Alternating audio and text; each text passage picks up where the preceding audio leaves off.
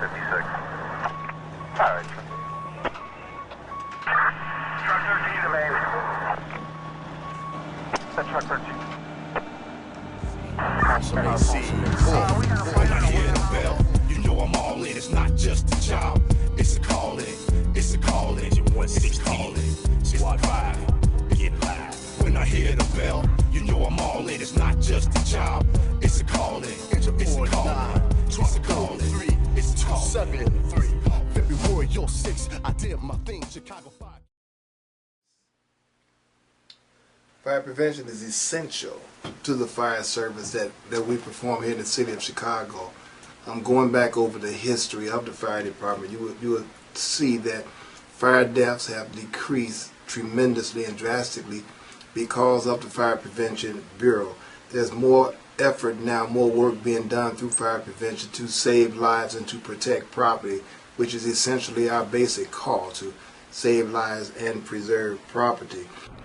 In my opinion, fire prevention is more important even than fire suppression. And the reason I say that is with 100% effective fire prevention, we can decrease fires and eliminate the need for fire suppression. Of course, fire prevention is very important to the fire department. In fact, it's our first line of defense when it comes to fires. It's educating the public on how to prevent fires. Preventing fires leaves us in a situation where we're doing the public good. 219 is requesting a turret wagon.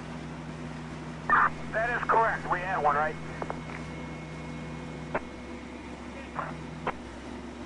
Stand by, 7-2. Fire prevention, besides saving lives and preserving property, allow us also to investigate in advance potential dangers, potential hazards, dangerous buildings, hazardous waste material, and also terrorist situations that may occur or could occur. It allows us the opportunity to go inside the properties and ensure that they're safe, not just for the occupants of the building, but for the community as a whole. It allows us to detect anything any illegal operations that are going on inside of a community.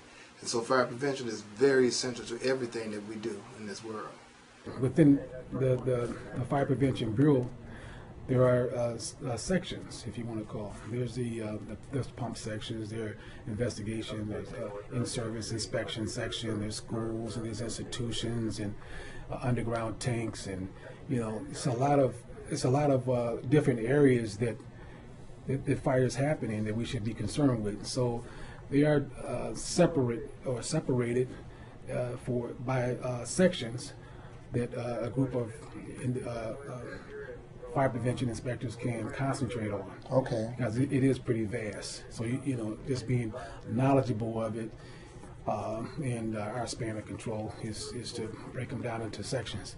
So you do have again, fire prevention is vast. It really is, but it's a good working relationship we have, and we're able to, if we can convey that to the building owners, which is important. Sometimes the building owner don't understand. All they understand is, there's a violation, and I have to correct the violation. It's going to cost me money.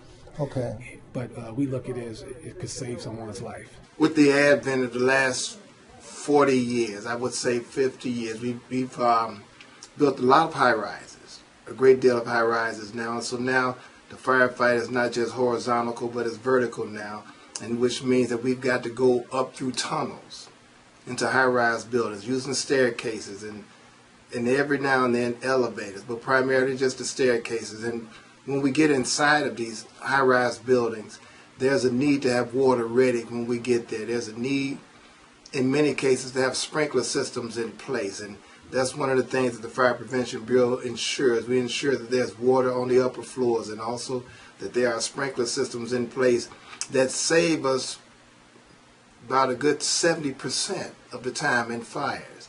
If there's a good sprinkler going off at the time of a fire, it can put the fire out before we get there. And essentially all we deal with then in that case is the smoke and heat hazard that is yet still there. Well, many lives could have been spared due to having things such as sprinkler systems. We have high-rise buildings now that were built before sprinkler systems were required. Fighting fires in buildings like those are more dangerous, more difficult to suppress the fire, and we have lost firefighters in buildings such as those. So that would decrease the number of members that would have been lost. When we perform an inspection, we inspect the sprinkler system. That sprinkler system working properly will save the business owner and also save the customers from having increased costs if the entire business is lost due to a fire or something of that nature. Studies have shown that most fires in a facility with a sprinkler system have been either completely put out or suppressed by just having one sprinkler head go off. So this is going to revolutionize firefighting as we know it now. It's going to save a lot of lives, it's going to save property, and in turn it's going to save money not only for the homeowners, businesses, but also the insurance companies. Here we have it run a little bit different. We're teaching,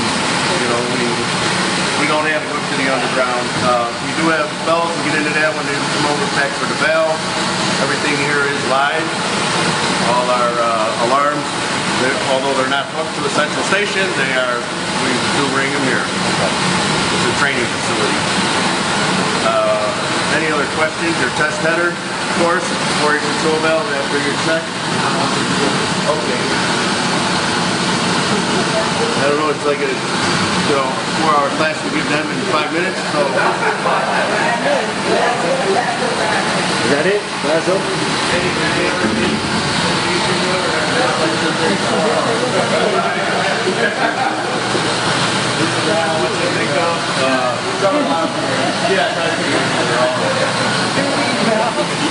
Any questions? We have to answer.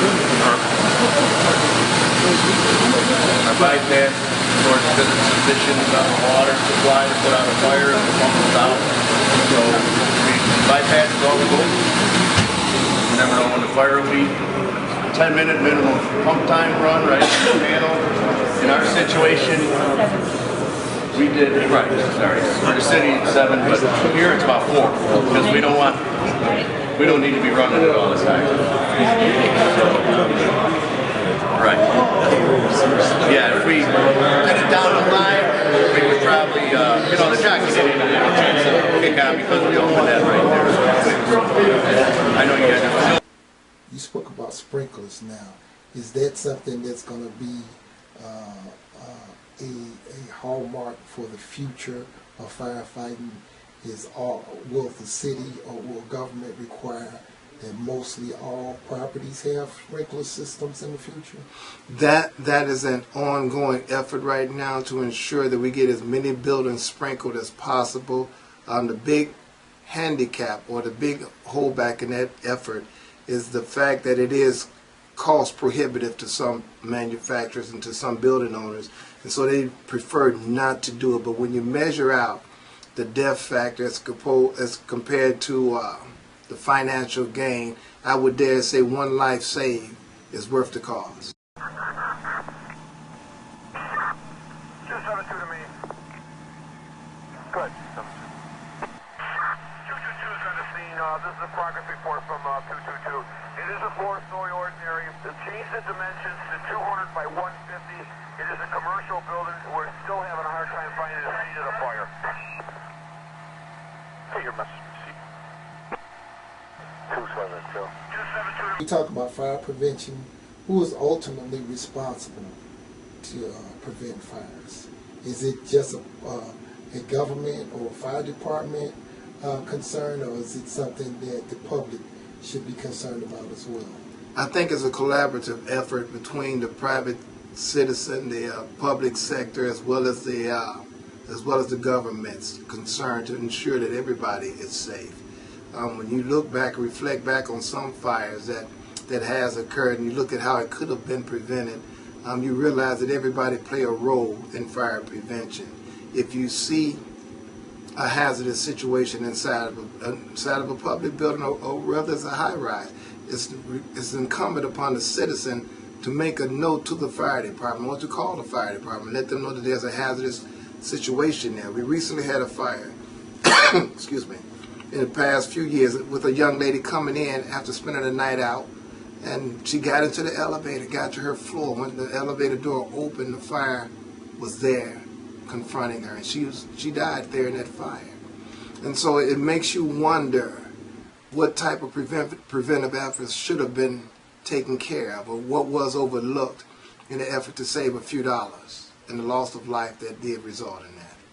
I would suggest that if a space heater is going to be used, make sure that it's used far away from anything that could cause any type of ignition, things like that. Also, if you're going to use them directly into the outlet instead of using extension cords. Don't overload your multi strips for your items. You know, that can cause a fire as well before, from an electrical overload. So those type of things can be effective in keeping fires down and still keeping people warm, throughout the winter. We understand that, some people use electricity for their heating instead of gas, but we want people to do it safely. We're there, to serve the public, Okay. and to make sure that fires are really they're not happening. Okay. We love for there to be no fires, but of course, year after year there are fires because we have more added things like fuel in homes. You have people smoking. You have electrical systems. You have cell phone usage. Some Okay. folks, that added a whole new element. All the homes having cell phones. Cell phones can cause fires? Well, yes, they do. We plug them into electrical sockets to charge them up, and they malfunction. Okay. They do things. Probably one of our increase now is folks plugging their cell phone up and lay it on the bed. Oh, wow. And it heats up, and it's right there by the pillow, and it gets covered by the pillow. There's no ventilation. It heats up, and it catches on fire. The same thing with your computers and your media devices. Okay. Things happen. They're electrical devices, and people don't understand that. Okay. So we push heavily on fire prevention, education. Okay. Smoke alarms and changing batteries. And check your smoke detectors is very important. That's one of our biggest campaigns, and it does save a lot of lives. In fact, I can say from my experience over the last 35 years, I've seen fire deaths go from 285 a year to now we probably around 24. Okay.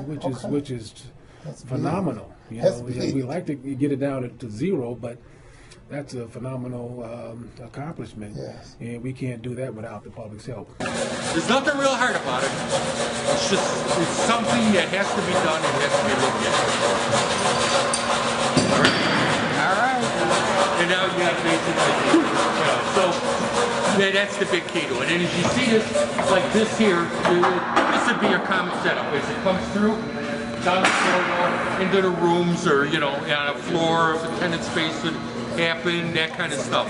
And you also want to hear the bells ring on the floors. You want to hear the strobes go off, because they, believe me, another building, different building, 20 stories, Sunday morning, here we are testing the alarm system, make sure everything's working. My name's going on the bottom of it, so I want to hear everything work. First building, 20th floor, open up the inspector's test to get water in it. The guy says, oh, we got an alarm. No bell in the building. Somebody disconnected the bells at the panel. Now, what if they would have had a fire in that building? Who would know? When the fire trucks pull up, there would be everybody looking out the window going, what the fire truck's over there? But if the place was on fire, now you're running up and downstairs and telling everybody joint's on fire. Yeah, that's just basic stuff. People are afraid of fire alarm panels. They're afraid of bells. So what they do is they disconnect them. Right. That way you never have to worry about a bell in the building. But unfortunately, if something happens, if tragedy happens, now you got another bigger one. Now what do you say? I'm sorry, the bell didn't ring. It don't make you feel any better. when my company performs an in-service inspection where we inspect the business and remove any material that might be hazardous or that might cause a fire, in doing that, we've already prevented a fire from happening in the future. And this is why I think it's so very vital for my company and other companies on the Chicago Fire Department do in-service inspections, do fire prevention as it relates to school fire drills and things of that nature, so that we work to decrease the need for fire suppression. Well, I can say preventing fires is pretty tough, like you said. There are some things that go beyond our control. Okay. So, but I would have to mention smoke detectors and carbon monoxide detectors. Okay. The fire starts. We can lose property. It's not. I can say it's not an issue, but it's not as harmful, to someone in losing a life. We can always replace property. Okay. But a smoke detector, we found that if it's working in the home and you happen to be there when a fire starts, it'll alert you. Okay. And you can get out of the home. And you'll hear that usually when there's a fire, that's one of the part of the film crew or television crew is to find out was there a working smoke detector, because they know that if there was a working smoke detector, that person got out. Okay. And they're looking for that answer. They get probably 90% of the time, if someone's injured or there's a death, is we found no working smoke detector. Okay. So I have to leave that message, as my most important, to you guys when you stop by, is that you get that message out, that it's important to have a working smoke detector and also a carbon monoxide detector working also. Wow. Well, you really said a lot, and I really appreciate you giving us this time. Prevention, awareness, that's at the heart of keeping us safe. We certainly appreciate your service. We thank you again for your time. Okay, thank you. Anytime. All right. All righty. Hello, I'm Anthony Ross. I'm a Chicago firefighter. I'd like to tell you there's a lot to be said about being prepared. And being ready is mostly, it is all of the game. Let's talk about fire prevention. Fire prevention is the best preparation that one can have when it comes to fighting fires. If fires are prevented, then the chances of me coming home not injured and alive and well increases dramatically. So we'd like to thank you for everything that you can do to prevent fires, because just like your family loves you and needs you, my family also loves me and needs me. Thank you for all your efforts. We salute you and your family during this fire prevention project.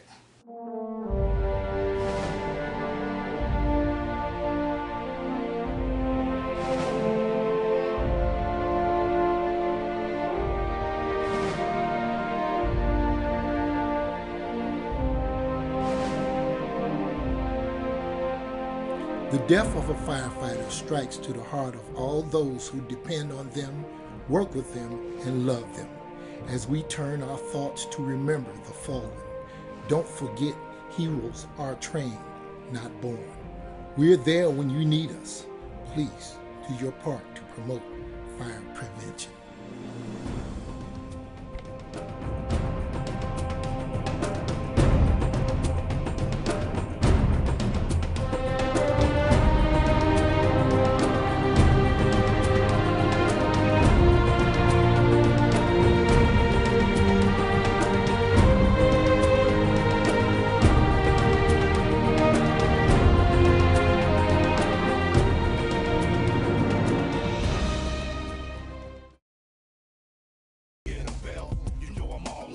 Just a job, it's a calling, it's a calling. It's a calling. Squad 5, get live. You, huh? Why are you smiling? Why are you smiling? Why are you smiling? Answer the question. Answer the question. Answer the question. Why are you smiling? It's not job. Hello. Turn it down. Yes, sir. I don't understand. Yes, sir.